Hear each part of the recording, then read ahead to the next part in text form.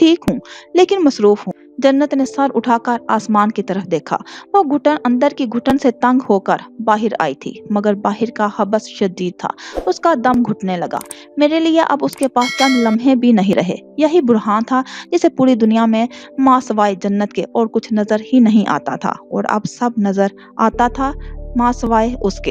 हलक में आंसुओं का फंदा सा अटक गया। माहीन ठीक ही कहती है।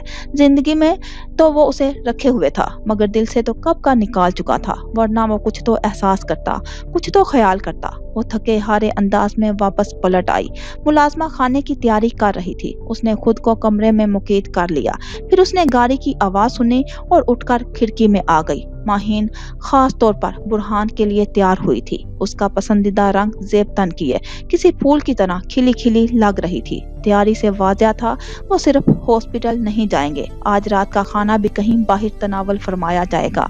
आज रात भी वो ताखीर से लौटेंगे। मुलाजमा ने दस्तक देकर उससे शाम के खाने से मुतल्लिक पूछा तो उसने मना कर दिया। आज रात फिर उसे भूखा ही सोना था। दरवाजा खुलने की आवाज समाज से टकराई तो उसकी आंख खुल गई थी। घुटनों से सर उठाते हुए उसने बेइख्तियार सामने देखा। बुरहान सर्द निगाहों से उसे देखते हुए दरवाजे में खड़ा था। चेहरे के तासुरात सर्द थे। तुम आ गए बुरहान, मैं तुम्हारा ही इंतजार कर रही थी। बुरहान के तासुरात हनूज सख्त ही थे। वो उसकी खामोशी से कुछ परेशान हुई। क्या बात है, सब ठीक तो है? माहीन के साथ तुम किस तरह की बातें करती रहती हो? जी? वो खाक ना समझी। हम हनीमून पर कहाँ गए, कहाँ घूमते फिरते रहे, मैंने तुम्हें क्या गिफ्ट दिए, हमने वक्त कैसे गुजारा, ये सब उसे बताने की क्या जरूरत है? क्यों दिल जलाती हो उसका? जन्नत, वो अपसेट हो जाती है। वो हक धक से देख रही थी। उसने ये नहीं पूछा, जन्नत तुम कुछ खाया या नहीं? मैं तुम्हें रोज अकेला छोड़कर चला जाता हूँ, तुम्हें डर तो नहीं लगता? तुम खफा तो नहीं होती? तुम्हें वक्त नहीं देता, तुमसे बात नहीं करता, तुम्हें कहीं बुरा तो नहीं लगता? कहा भी तो क्या, डांटा भी तो किस बात पर, फिक्र हुई भी तो किस अमर की? जन्नत, आखिर तुम्हें हो क्या गया है? क्यों अपनी और मेरी जिंदगी मुश्किल बना रही हो यार? वो जिच हो रहा था और जन्नत अपनी जगह साकत बैठी थी। माहीन कुछ भी कहती है और वो यकीन कर लेता है, कुछ भी बताती है और वो मान लेता है। उसने कुछ कहने के लिए लबों को हरकत दी, मगर आवाज ने साथ ना दिया। आवाज बागी हुई, आवाज कुर्ब में मादूम हुई। मैं समझ सकता हूँ महरूमी का एहसास बुरा होता है, मगर इस महरूमी में दूसरों को अजियत पहुँचाना, उन्हें नीचा दिखाना कम अज कम उसकी तवक्का नहीं कर रहा था मैं तुमसे। जन्नत के अंदर छन्नाके से कुछ टूटा था। वो सर पैर लहू लुहान हो गई। सिर्फ महरूमी ही है उसके अंदर और कुछ नहीं। जज्बात, एहसासात, ख्वाब, ख्वाहिशात और कुछ भी नहीं। मुझे अपने बच्चे की बहुत फिक्र है और माहीन के साथ तुम्हारा रवैया मेरी बर्दाश्त से बाहर हो रहा है। वो कुछ कह कर चला गया और जन्नत सुन होते हुए वजूद के साथ बैठी रह गई थी। उस बरस जो खिजा उतरी थी वो सिर्फ धरती पर ही नहीं, उसके वजूद पर भी उतरी थी। वो उसे भी बेरंग कर रही थी, उसके हिस्सों को भी झाड़ रही थी। फर्क सिर्फ इतना था, धरती की खिजा गुजर जाने वाली थी, मगर उसके अंदर की खिजा उसके अंदर ही रहने वाली थी। जी आपा, बिल्कुल ठीक कह रही हैं आप। वो किचन में खाना बना रही थी। जब फोन कान से लगाए नौरीन आपा से बात करती, माहीन किचन में आकर बैठ गई थी। कितनी तकलीफ उठाना पड़ती है। ऐसे तो नहीं अल्लाह ने माँ के कदमों तले जन्नत रखी।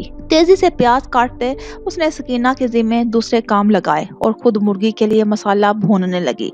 मगर जिनकी औलाद ना हो उन्हें भला क्या अंदाजा। जन्नत ने बामुश्किल खुद को संभाला।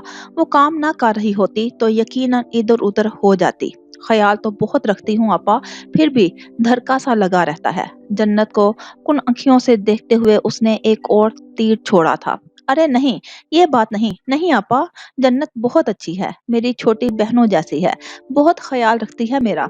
एक लख्ते को रुककर उसने कुछ सुना, फिर मुस्कुराई, सर उठाकर जन्नत को देखा। इंशाल्लाह बेटा ही होगा, मैं बुरहान को बेटा ही दूंगी। जन्नत कटिंग बोर्ड पर टमाटर काटने लगी थी। अम्मी के बारे में बताएं, वो कराची से कब आ रही हैं?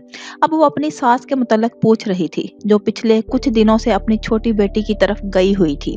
दूसरी तरफ जाने क्या बताया गया था कि वो बेइख्तियार चौंक उठी थी। जन्नत ने उसके लहजे का बदलाव खास तौर पर महसूस किया था। अच्छा, मैं समझी वो 1-2 हफ्ते वही रहेंगी।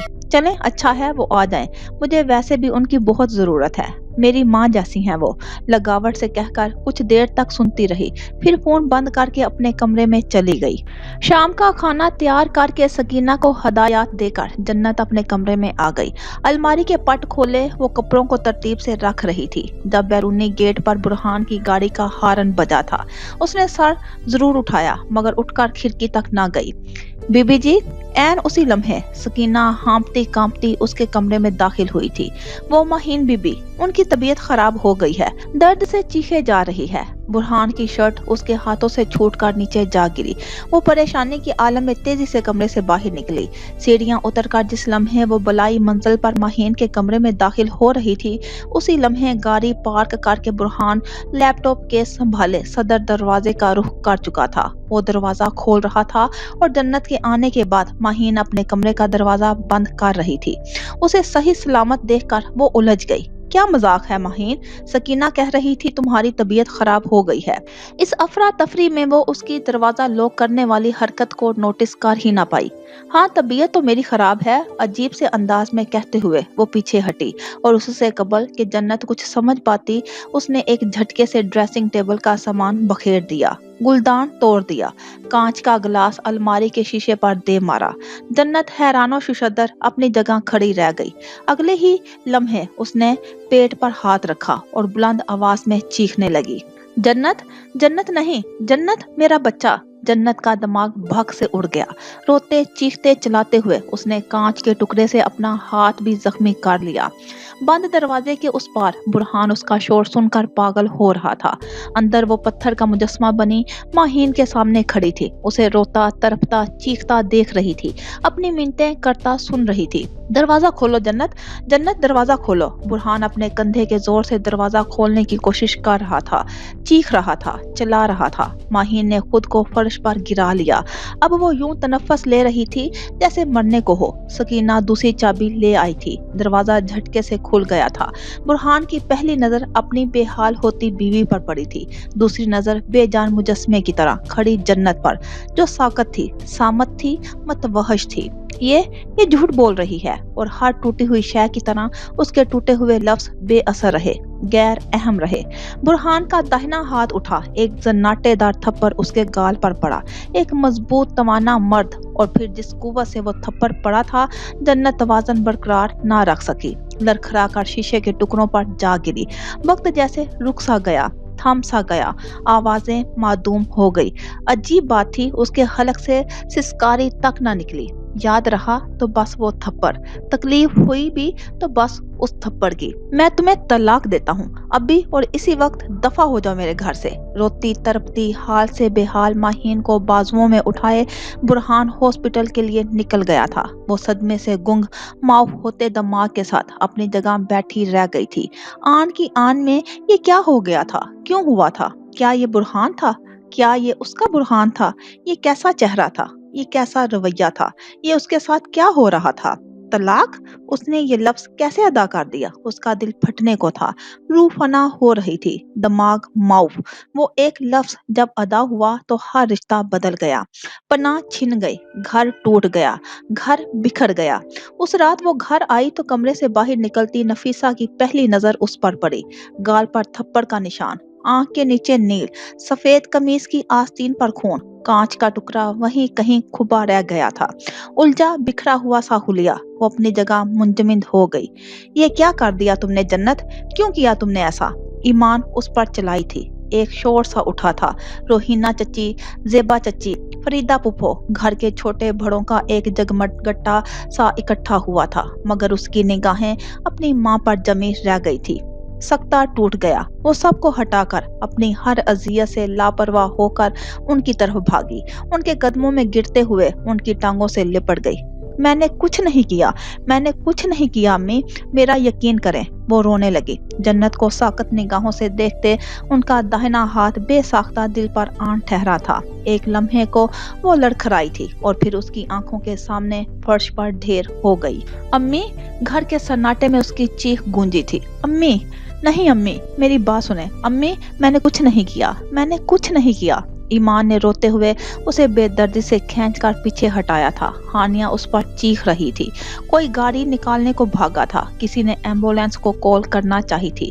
اس شور اور افراتفری میں وہ تھر تھر کانپتی اپنی جگہ بیٹھی رہ گئی تھی۔ ہاسپٹل سے اس رات نفیسہ کی میت آئی تھی۔ بہنوں نے اسے ان کی چارپائی کے قریب تک آنے نہیں دیا تھا۔ جب زندہ تھی تب نہیں، تو جب وہ نہیں رہی تب کیوں؟ وہ روتی تڑپتی رہ گئی۔ کسے بتاتی اس کا کوئی قصور نہیں، کسے بتاتی اس کا کوئی قصور نہیں، کون یقین کرتا وہ گناہ گار نہیں؟ دوسروں کے برعکس حفصہ خاموش تھی، نہ ہاتھ اٹھایا، نہ شکوہ کیا، نہ اس پر روئی، نہ اس پر جلائی۔ آخری وقت تک وہ نفیسہ کے ساتھ رہی تھی۔ ماں کا چہرہ جیسے آنکھوں میں ٹھہرا تھا، لمس بھی جیسے ہاتھوں میں ہی رہ گیا تھا۔ نفیسہ کا وجود مٹی تلے جا سویا تو وہ بھی جیسے زندہ لاش ہو گئی۔ اس کی بھوک مٹ گئی، نیند اڑ گئی، چین مٹ گیا، بے سکونی وجود کے انگ انگ میں اتر گئی۔ وہ یوں خاموش ہوئی جیسے قوت گویائی سے محروم کر دی گئی ہو۔ ساری وضاحتیں، صفائیاں، دلیلیں جیسے اس ایک ماں کے لیے تھی۔ ان کے جانے کے بعد اس نے لب سی لیے۔ بہنوں کو اس کی شکل تک سے نفرت ہو گئی۔ چچا، تایا اور پھوپھیوں میں سے کوئی اسے اپنے پاس رکھنے کو تیار نہ تھا۔ وہ اپنے بھائی، اپنے باپ اور اپنی ماں کی بھی مجرم تھی۔ وہ اس گھر پر نازل ہونے والی ہر بربادی کا سبب تھی۔ اس پر کوئی ترس کھاتا بھی تو کیوں، کوئی ہمدردی جتاتا بھی تو کیسے؟ سب کو لگتا تھا طلاق ایک سزا تھی۔ اسے ٹھیک وقت پر بالکل ٹھیک ملی۔ اس کے ساتھ جو ہوا بالکل صحیح ہوا۔ ابھی تو آغاز تھا، ابھی تو اسے در در کی ٹھوکریں کھانی تھی، ذلیل و خوار ہونا تھا۔ عدت اس نے اسی گھر میں گزاری جو اس کا کبھی نہیں تھا۔ چھت کا ایک کمرہ جس میں وہ مستقل ٹھہرے رہنا چاہتی تھی، کمرہ روہینہ چچی کے ٹیرس کے ساتھ جڑا ہوا تھا۔ منڈیر ایک ہی تھی۔ عدت کے بعد بڑے چچا نے آنن فانن اس کا رشتہ اپنے بڑے بیٹے زمان سے طے کر دیا۔ وہ جنت سے پورے 15 برس بڑا تھا۔ بیوی روز روز کی مار دھار سے تنگ آ کر خلا لے چکی تھی۔ 3 بچے بھی تھے جو ماں کے ساتھ رہتے تھے۔ کسی نے اس سے رائے پوچھی نہ مرضی جاننے کی کوشش کی۔ فیصلہ ایک سزا کی طرح بس سنا دیا گیا۔ نکاح اور رخصتی کی تاریخ طے کر دی گئی۔ ایک جہنم سے نکال کر دوسرے جہنم کا بندوبست کیا جانے لگا۔ نکاح سے 1 ہفتہ پہلے خالہ آئی۔ بہانے سے چچا سے اجازت لے کر اسے اپنے ساتھ گھر لے گئی۔ وہ ان کے گھر صرف 2 دن رہی۔ تیسرے دن اس کا بہت اچانک اور ہنگامی طور پر فارغ وجدان کے ساتھ نکاح ہو گیا۔ سائرہ خالہ سب ہی معاملات پہلے طے کر چکی تھی۔ اسے تو عین موقع پر چچا کے گھر سے نکال لائی تھی۔ میں نے ابو سے تمہارا ہر حال سے خیال رکھنے کا وعدہ کیا تھا۔ زمان کے ساتھ میں تمہاری زندگی مزید برباد نہیں ہونے دے سکتی۔ انہوں نے بس اتنا کہا تھا اور وہ نم آنکھوں کے ساتھ ان کے حکم کے آگے سر جھکا گئی تھی۔ ایک نئی زندگی کی آس لیے، سکون کی متلاشی، رخصت ہو کر اسلام آباد آ گئی تھی۔ مگر شادی کی پہلی رات فارغ وجدان کے رویے نے اس پر واضح کر دیا تھا، اس کی سزا کبھی ختم نہیں ہوئی تھی، صرف شہر ہی تو بدلا تھا۔ زندگی وہی تھی، نصیب بھی وہی، قسمت بھی وہی اور محرومی بھی وہی۔ آسمان پر چمکتی بجلی زمین کے کسی نامعلوم گوشے میں بار بار گم ہو رہی تھی۔ ہوائیں تیز تھی مگر اتنی نہیں کہ اس کی ہر اذیت اڑا لے جائیں۔ بارش ہنوز برس رہی تھی۔ وہ پنجوں کے بل خود میں سمٹ کر بیٹھی جلتی ہوئی ویران آنکھوں سے سامنے دیکھ رہی تھی۔ وجود مکمل طور پر بھیگا ہوا تھا، آنکھوں میں سرخی اتری تھی، چہرہ زرد ہو رہا تھا اور آنسو مسلسل بہتے جا رہے تھے۔ ایسا پہلی بار ہوا تھا کہ وہ اپنے آنسو نہیں پونچھ رہی تھی، نہ خود کو دلاسا دے رہی تھی، نہ سنبھالنے کی کوشش کر رہی تھی۔ پارک کی آہنی باڑ کے اس پار سبزے کے بیچوں بیچ اسے ٹریفک نظر آ رہی تھی۔ وقت رکا نہیں تھا، دنیا اپنا سفر جاری رکھے ہوئے تھی۔ دیوار کا سہارا لے کر وہ اپنی جگہ سے اٹھ کھڑی ہوئی۔ پھر اسی موسم میں اپنی تمام تر وحشتوں کے ساتھ وہ فٹ پاتھ پر قدم دھرتی آگے بڑھنے لگی۔ اس کا توازن درست نہ تھا، چال میں واضح لڑکھڑاہٹ تھی، ارتکاز کسی ایک جگہ نہ تھا، سوچنے سمجھنے کی صلاحیت جیسے مفقود ہو کر رہ گئی تھی۔ موت، زندگی کا انجام، اذیت کا اختتام، ایک آزادی۔ ہاں، وہ راستہ ایسا ہی تھا، اسی رنگ میں، اسی روپ میں نظر آتا تھا۔ पहले भी नजर आता रहा था। तब वो खुदकुशी की सोच से पीछा छुड़ा लिया करती थी, जीने की कोई ना कोई वजह, कोई ना कोई मकसद तलाश कर लिया करती थी। मगर अब की बार वो ऐसा नहीं कर पा रही थी। अब की बार जो अंधेरे इकट्ठे हुए थे वो उसे मायूसी की अथाह गहराइयों में उतार रहे थे, और वो चाह कर भी कुछ कर नहीं पा रही थी। खुदकुशी बजाते खुद एक मसला है, किसी मसले का हल हरगिज नहीं। मंजर लम्हे भर के लिए बदला था। उसके सामने सब्जा बिछ गया था, हाथों में फूल आ गए थे, नाना बराबर में थे, उसके कदमों के साथ साथ कदम मिलाकर चलते हुए, उसे समझाते, उसे बतलाते हुए। सांसों की डोर खुद से टूटे तो टूटे, तुम तोड़ने की कोशिश कभी मत करना। उसकी हिचकियां बंध गई, आंखें रगड़ कर साफ करते उसने एक बार फिर कदम बढ़ाए। वो माजी में थी ना हाल में, वो जैसे एक खला में थी। जिस वक्त मनफी सोच जड़ पकड़े और मायूसी इंतहा की गहरी हो जाए तो समझ जाओ ये शैतान का आखिरी वार है। ठीक उस वक्त पड़ रहा है जब वो तुम्हारे इनाम से वाकिफ हो चुका है। लम्हे भर के लिए वो लड़खड़ा कर संभल गई, आहनी बाढ़ का सहारा लेकर एक बार फिर कदम उठाने लगी थी। हर साबर के हिस्से में बशारत आती है, और इस बशारत से जरा देर पहले शैतान अंधेरे बढ़ा देता है। ये काम वो हर उस मोमिन के साथ करता है जो अपनी आजमाइश में सामत डटा रहा हो। वो सिसक पड़ी। नाना के अल्फाज एक तरफ, उसका दर्द, उसका गम, उसकी महरूमी दूसरी तरफ। तलुए आफ्ताब से पहले रात बहुत तारीख होती है जन्नत, बहुत ज्यादा तारीख होती है। वो सड़क किनारे रुक गई थी, उसके लब कपकपा रहे थे, पलकें लर्ज रही थी। सर्दी की शिद्दत से ठिठुरता वजूद निढाल हो रहा था। वो अपना हल तलाश कर रही थी, और उसे अपना हल कहीं भी नजर नहीं आ रहा था। रास्ता एक ही बिछा था, मौत का रास्ता, तबाही का रास्ता, दायमी अकूबत का रास्ता। अगर माजी दर्द का हिस्सा हो और मुस्तकबिल अंधेरे में डूबा हुआ हो तो सर उठाकर आसमान की तरफ देख लेना चाहिए। उसका जब्त खत्म हो गया। फूट फूट कर रोते हुए वो जमीन पर झुक गई। बास दफा छुपी हुई बामैनी दुआ और कोई नहीं होती। महज चंद लम्हों का तवक्कुफ था और चंद लम्हों की गुफ्तगू थी, और उसने बेहद खामोशी से सड़क की जानिब कदम बढ़ा दिए थे। कभी तमन्ना के रास्तों पर निकल पड़ो तो ख्याल रखना, हवाएं, बादल, फिजाएं, मौसम, ख्याल, चेहरे बदल बदल कर तुम्हें मिलेंगे। तू लम्हा लम्हा बदलते रंगों के शौक धोखे में ना आ जाना। कभी जो चारों तरफ तुम्हारे किरण किरण अपना ख्वाब सा बदन निखारे, जमीन पे उतरे तो धुंध लकों में समा न जाना। कभी जो आंखों में चांद हंस हंस के चांदनी का खुमार भर दे तो अपनी आंखें कहीं खला में गिनवा न आना। कि ये ना हो फिर जो ख्वाब टूटे, धनक धनक का शराब टूटे, कि जिस्मो जां पर अजाब टूटे, और तुम बामुश्किल लरसते हाथों से कुर्ची कुर्ची बदन संभाले, कहीं बुलंदी पे चढ़ के रसती हुई निगाहों से वापसी के निशान ढूंढो। उजड़ गया जो जहान ढूंढो। कभी तमन्ना के रास्तों पर निकल पड़ो तो ख्याल रखना, कहीं से खाली पलट के आना बहुत खटन है, बहुत खटन है, बहुत खटन है, बहुत खटन है। वो इस औरत को नहीं जानता था जो उसे घर के बैरूनी गेट से बाहर निकलती हुई नजर आई थी। उसे हैरत हुई, इस तरह कोई भी अजनबी इतनी आसानी से इस घर में दाखिल नहीं हो सकता था। आंखों में उलझन लिए वो अंदर दाखिल हुआ तो उसे वजदान हाउस में एक गैर मामूलीपन का एहसास हुआ। अक्सा परेशानी के आलम में भागती हुई उसके पास आई थी। वो रोते हुए अब कुछ कह रही थी, कुछ बता रही थी। फारिस ने शौक के आलम में सर उठाकर मिसेज शेराजी की तरफ देखा। हैरत और सदमा भरे तासुरात लिए वो अपनी जगह साकत बैठी थी, मगर उनकी निगाहें किसी एक जगह पर ठहर नहीं रही थी। लबों को जुम्बश देते उन्होंने फारिस से कुछ कहा। अक्सा ने बौखलाकर मिसेज शेराजी को देखा, और उसी लम्हे फारिस वजदान दरवाजा खोलकर अजलत में कदम उठाता तेजी से बाहर बैरूनी गेट से बाहर सड़क पर पहुंचते ही वो सड़ता पैर मुकम्मल तौर पर बारिश में भीग चुका था। उसे ढूंढो फारिस, ऐसा ना हो वो कुछ कर बैठे। आगे बढ़ते हुए वो चारों तरफ देख रहा था, मगर जन्नत बिन्नत कमाल उसे कहीं भी नजर नहीं आ रही थी। हर गुजरते लम्हे के साथ उसकी घबराहट में इजाफा होता जा रहा था। भारी तनफ्फुस के साथ एक मोहम सी उम्मीद लिए उसने मिसेस यजदानी को कॉल की। जन्नत उनके घर नहीं गई थी। आयमा का मोबाइल ऑफ जा रहा था। वो वैसे भी इस्लामाबाद में मौजूद नहीं थी। अगर होती भी तो जन्नत इतनी जल्दी इतनी कम मुद्दत में उस तक नहीं पहुंच सकती थी।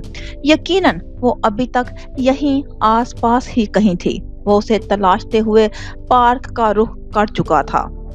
मौसम की खराबी के बायस वहां इक्का दुक्का ही लोग थे। आगे मस्जिद थी और मस्जिद की दूसरी तरफ मरकजी शाहराह थी और उसी मरकजी शाहराह पर कदम धरते ही ट्रैफिक का शोर यकायक उसके लिए सामत हुआ था। जिंदगी से भरपूर फिजा एक खला में बदल गई थी।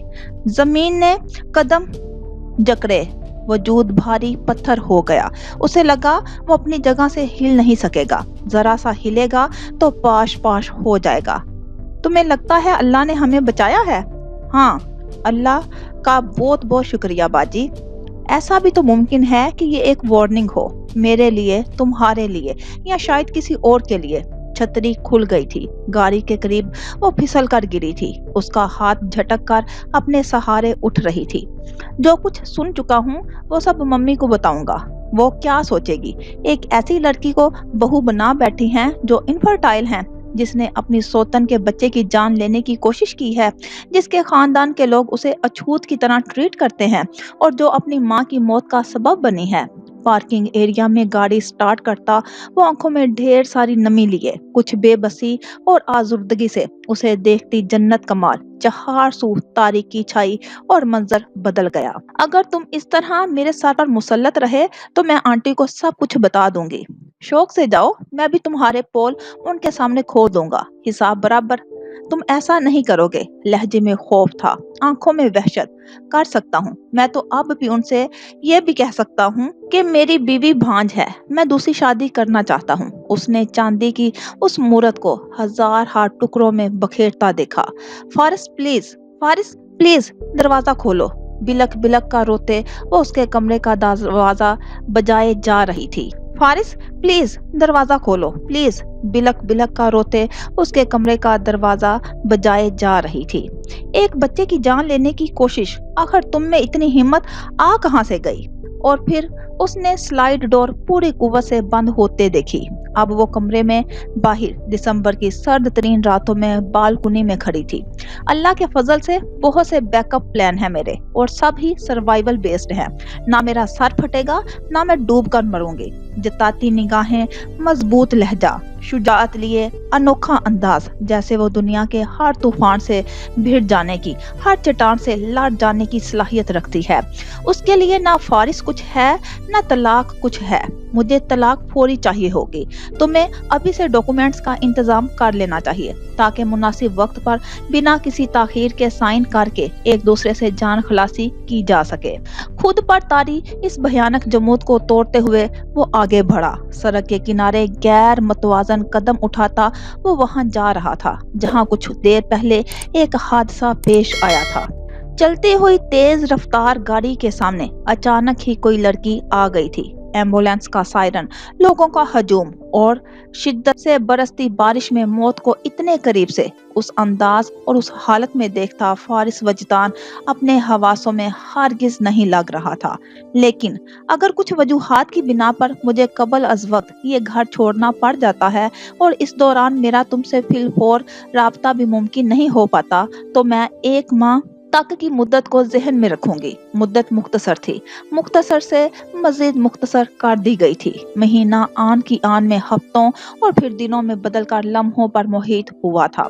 और ये मेरा तुमसे वादा है, जब जाने का वक्त आएगा मैं खामोशी से चली जाऊंगी। और जन्नत कमाल वादा खिलाफी नहीं करती थी। यकीन और बेयकीनी की कैफियत में दुख और सदमे से निढाल उसने अपने रास्ते में आने वालों को हटाते हुए स्ट्रेचर पर रखी उस लाश तक पहुंचना चाहा। खून से सुर्ख होती नम चादर उसकी मुट्ठी में आई। चेहरे से चादर सिरकी, बाल पेशाने, फिर वीरान आंखें वाजिया हुई। उसकी सारी हिम्मत सकत उस एक लम्हे में फना हुई। तुम जितने मर्जी मंसूबे बना लो मिस्टर शेराजी, खुदकुशी मैं नहीं करूंगी, ना लंदन के ब्रिज से ना किसी और जगह से। चादर उसके हाथ से छूट गई। वो बाल, चेहरा और आंखें, वो जन्नत कमाल हरगिज नहीं थी। कमरे में तारीकी थी। खिड़कियां खुली हुई थी, हवा से पर्दे लहरा रहे थे। बाहर मौसम खुशगवार था, मगर उनके अंदर की उदासी हर गुजरते लम्हे बढ़ती जा रही थी। मोबाइल हाथ में था। वो अब तक ना जाने कितनी बार फारिस वजदान को कॉल कर चुकी थी, कितनी ही बार मैसेज भेज चुकी थी, मगर वो कोई जवाब नहीं दे रहा था। जन्नत का मोबाइल हनूज ऑफ था। वो अभी तक ना उससे बात कर सकी थी और ना ही उन्हें उसकी खैरियत की इत्तला मिली थी। कल सुबह से ही उन्होंने खुद को कमरे में बंद कर रखा था। ना खाना खा रही थी, ना किसी से कोई बात कर रही थी। दस्तक देकर उमार ने दरवाजा खोला तो वो एकदम से तड़प कर उठी और तेजी से कदम उठाती उसके पास आई। कुछ पता चला?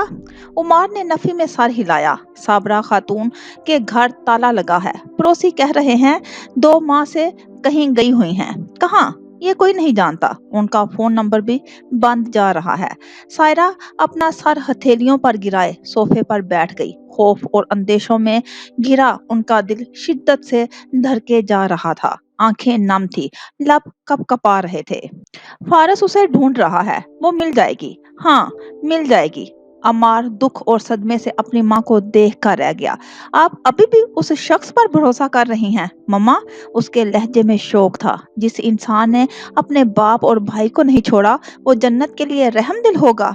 उमार, उनकी आवाज कपकपा कर रह गई। मैंने कहा था कि आपसे वो अच्छा इंसान नहीं है। मैंने रोका था आपको, मगर आपने मेरी एक नहीं सुनी। सर्द लहजे में वो कुछ मतवहश होकर बात कर रहा था। आप सिर्फ इतना चाहती थी कि किसी तरह वो हम सब की नजरों से दूर हो जाए। सायरा आंखों में सदमा लिए उमार को देख कर रह गई। इतने सख्त लफ्जों की तवक्का उन्हें अपने बेटे से हरगिज नहीं थी, वो भी उस वक्त जब वो जन्नत के लिए इस कदर परेशान हो रही थी। 4 बेटे हैं आपके।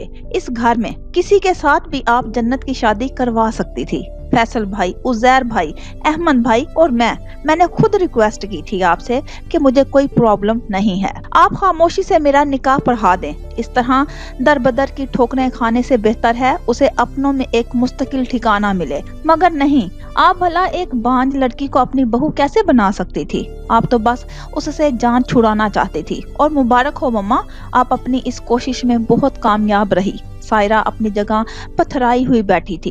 ये कैसा चेहरा था जो उमार उन्हें दिखा रहा था? ये कैसी हकीकत थी जो वो उन्हें बता रहा था?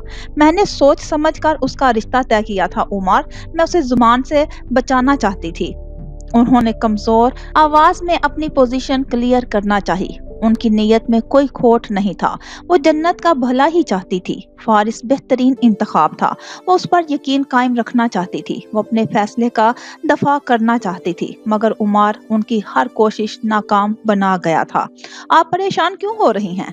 वो मर जाएगी, मगर एक जिम्मेदारी और बोझ के रूप में आपके घर कभी नहीं आएगी। अपनी बात पूरी करके वो जा चुका था और दिल भारी बोझ लिए सायरा अपनी जगह बैठी रह गई थी। पलक झपकते मनाजर बदले थे। अंधेरा छट गया था। खिड़कियों के पर्दे सिमट गए थे। सूरज की रोशनी छनकर टाइल्स पर उतर आई थी। कई हफ्ते पहले का किस्सा झलकियों में अपना आप दोहराने लगा था। उन्होंने जन्नत को देखा। उसने सफेद गिलास टेबल पर फैला दिए थे। खुद वो उनके सामने कारपेट पर बैठ गई थी। कुरान में भांजपन के लिए 2 लफ्ज इस्तेमाल हुए हैं, एक है आकिर और दूसरा है अकीम। जब सूरह मरियम में ज़िकरिया अलैहिस्सलाम की जोजा का जिक्र आता है तो वो अल्लाह से दुआ करते हुए कहते हैं मेरी बीवी आकिर है। लेकिन जब जोजा इब्राहिम को रिश्ते औलाद की बशारत देते हैं तो वो कहती हैं मैं बुढ़िया यानी अकीम हूँ। वो अपने इसी मखसूस अंदाज में मुखातिब थी और सफ़े पलट कर मतलूबा आयात उन्हें तर्जमे समेत दिखा रही थी। ये सूरह शोरा की आयत है। उंगली रख कर वो कह रही थी आसमानों और जमीन में अल्लाह ही की बादशाही है। जो चाहता है पैदा करता है, जिसे चाहता है लड़कियां अता करता है और जिसे चाहता है लड़के बख्शता है, या लड़के और लड़कियां मिला कर देता है और जिसे चाहता है भांज यानी अकीम कर देता है। बेशक वो खबरदार कुदरत वाला है। फिर रुक कर सर उठाए वो उनकी तरफ देखने लगी थी। आपने देखा यहाँ अकीम लिखा गया है। आखिर नहीं, उन्होंने पुरसोच अंदाज में इस बात में सर हिलाया था। सूरज की रोशनी जन्नत के शहद रंग बालों पर पड़ रही थी। और यहाँ सूरह अंबिया की ये आयत ज़करिया अलैहिस्सलाम से मुतल्लिक है। उसने उंगली रख कर पढ़ना शुरू किया। फिर हमने उसकी दुआ कबूल की और उसे यहया अता किया और उसके लिए उसकी बीवी को दुरुस्त कर दिया। बेशक ये लोग नेक कामों में दौड़ पड़ते थे और हमें उम्मीद और डर से पुकारा करते थे और हमारे सामने आजिज़ी करने वाले थे। खत्म होती आयत गौर फिक्र के कई दरवाजे वाह कर गई थी। आयत का ये हिस्सा गौर तलब है। हमने उनकी बीवी को दुरुस्त कर दिया, यानी उनकी इस्लाह कर दी। अब सवाल ये है कि यहाँ किसकी इस्लाह की बात की गई है? जहाँ तक मुझे इल्म है, ज़ौजा ज़करिया एक नेक और इबादत गुजार खातून थी। ऐसा नहीं था कि नाउज़ बिल्लाह उनके माबैन कोई शर या फसाद था जिसे इस्लाह की ज़रूरत पड़ती। एक लम्हे का तवक्कुफ करके वो बराह रास्त उनकी आंखों में देखने लगी थी। आपका क्या ख्याल है? मैं तुमसे सुनना चाहती हूँ, वो बेसाख्ता कह गई थी। वो जरा सा झिझकी, फिर मुस्कुराते हुए गोया हुई। मुझे लगता है ये इस बीमारी की, इस नुक्स की इस्लाह थी, इस भांजपन की जो उन्हें औलाद से महरूम रखे हुए था। उनकी खामोश निगाहों में यकायक हैरत का तासुर उभरा था। अंदर के सवालात के जवाब तलाशती जन्नत कमाल उन्हें बहुत मुत्तमिन नजर आई थी। उसका लहजा कमजोर ना था, उसके लफ्जों में मायूसी ना थी। वो यकीन और बेयकीनी के दरमियान भटक नहीं रही थी। उसने किनारा चुन लिया था, साहिल पर कदम जमा लिए थे। जहाँ तक मैं अपनी तहकीक से समझ पाई हूँ, भांजपन की दो किस्में हैं। एक ये कि औरत या मर्द में सिरे से बाप या माँ बनने की सलाहियत पैदाइशी तौर पर मौजूद नहीं होती और उसे अकीम कहते हैं, जो कि ज़ौजाए इब्राहीम अलैहिस्सलाम थी। उसी अकीम का जिक्र सूरह शोरा की आयत 50 में है। और दूसरा भांजपन वो है जो किसी न किसी नुक्स या बीमारी की वजह से है और जिसका इलाज या इस्लाह मुमकिन है। मिसेस शेराजी ने गहरा तनफ्फस लेकर पलकें झपकाई। मंजर वही था, कमरा भी वही, सफेद भी वही, मगर जन्नत कमाल कहीं नहीं थी। आखिर किसी सबब से भी हो सकता है और बगैर किसी सबब के। कुछ लोगों को कोई मसला नहीं होता पर तब भी उनकी औलाद नहीं होती, और कुछ लोगों में कोई नुक्स होता है, उसके बावजूद उनके यहाँ औलाद हो जाती है। सबज रोशनाई से किसी आयत को अंडरलाइन करती, किसी और नुक्ते की वजाहत करती, वो एक बार फिर उन्हें मुतवज्जा कर चुकी थी। कुरान ने एक अकीम बूढ़ी औरत को माँ बनते दिखाया है, एक बूढ़ी आखिर को भी। ज़करिया अलैहिस्सलाम की बीवी में जो नुक्स था वो दुआ से, उम्मीद से, यकीन से ठीक हो गया था। और ज़ौजा इब्राहीम जिनमें सिरे से माँ बनने की सलाहियत मौजूद नहीं थी, उन्हें भी अल्लाह ने अपनी कुदरत से माँ के रुतबे पर सरफराज कर दिया। खिड़कियों पर पर्दे फैल गए थे, सूरज की किरणें सिमट गई थी। उनके बेडरूम में जन्नत कमाल अब खिड़कियों के पास खड़ी नजर आ रही थी। बिलाशुबा ये एक महरूमी है, और ये महरूमी भी अल्लाह के चुने हुए कितने खास बंदों के हिस्से में आई, ये बात भी भूल रही थी। लहजे में दबा दबा सा जोश और आंखों में एक चमक लहराई थी। उसी महरूमी को अल्लाह ने अता में बदलते दिखाया, जो नामुमकिन था उसे मुमकिन करके दिखाया। एक आखिर, एक अकीम, वो दो अजीम औरतें, और दोनों अंबिया की माएँ ठहरी। कमरे में अब सिर्फ ज़रकार लैंप रोशन था। उसकी रोशनी में वो उन्हें अपने बराबर में लिपटी हुई दिखाई दी। सीने पर सर रखे एक माँ में अपनी माँ तलाशती, मायूसी में उम्मीद का दिया जलाती। इंतजार हमेशा उन्हीं लोगों के हिस्से में आता है आंटी, जिन्हें कुछ अजीम अता करना मकसूद हो। मंजर बदल गया था। जन्नत उनके कमरे में अब कहीं नहीं थी। ना वो पर्दों को डोरियों में बांध रही थी, ना उनका लिखा हुआ कोई आर्टिकल टाइप कर रही थी, और ना ही उनसे कोई आयत डिस्कस कर रही थी। उनके कमरे में अब मुकम्मल खामोशी थी, ऐसी खामोशी जो उनके अंदर एक शोर सा बर्पा किए जा रही थी। बिलाशुबा अंबिया के लिए मोजज़ात हुआ करते हैं, मगर दो मोजज़े उनके लिए भी बगैर सब्र, दुआ और आजिज़ी के नहीं हुए। ये पॉइंट मैं मिस कर रही थी। वो उसकी हर बात का मतलब जैसे अब समझ रही थी। हर सवाल के पीछे छुपा हुआ दर्द जैसे अब महसूस कर रही थी। उन्हें कभी पता ही न चल सका कि वो रिसर्च उसके अपने लिए थी, वो मेहनत, वो उलझन और बहस, वो सब उसके अपने लिए थी। एक वो लोग होते हैं जिन्हें सिर्फ बाहर की दुनिया से लड़ना पड़ता है। ये एक जंग है और कदरे आसान है, लेकिन बाहर की दुनिया के साथ साथ जो जंग अपने अंदर अपने आप से लड़नी पड़ती है, यकीन करें, वो बहुत मुश्किल होती है। वक्त सफ़ों की तरह पलट रहा था। वो उन्हें पीछे, बहुत पीछे लिए जा रहा था। जन्नत की आंसुओं से भरी आंखें उन्हें चारों तरफ नजर आ रही थी। अब बार बार मरते हैं और बार बार जिंदा कर दिए जाते हैं, उसी एक ही अज़ियत से बार बार गुजरने के लिए। जहन्नुम भी इसीलिए जहन्नुम है कि सब बार बार होता रहेगा, है ना? उन्हें यूं लगा जैसे वो जाए नमाज पर बैठी आधी अधूरी बातें एक बार फिर करने लगी है, मगर वो बातें अब आधी अधूरी नहीं रही थी, वो उनके लिए मुकम्मल होती जा रही थी। वो लोग भी तो होते हैं जिन्हें बगैर किसी इंतजार, दुआ और तरफ के सब मिल जाता है। उनमें हम क्यों नहीं हो सकते? हमें क्यों रोना पड़ता है? हमें क्यों एक एक ख्वाहिश के लिए तड़पना पड़ता है? घड़ी की सुइयां मुतहरिक थी, पंडोलम की आवाज अब मुबहम ना रही थी।